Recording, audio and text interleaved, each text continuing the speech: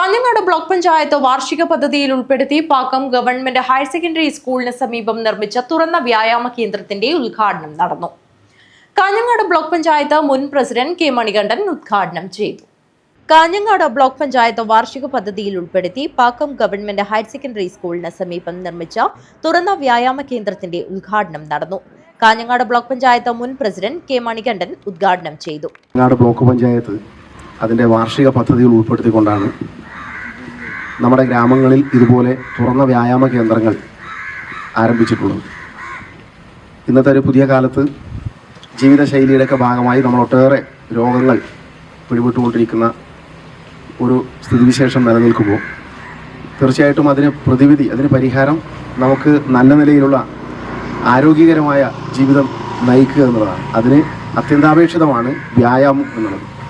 വ്യായാമം ചെയ്യാനും ഇപ്പോൾ ആളുകൾക്ക് സമയം കണ്ടെത്താൻ കഴിയാത്ത വളരെ വേഗതയുടെ കാലത്താണ് നമ്മൾ ജീവിക്കുന്നത്.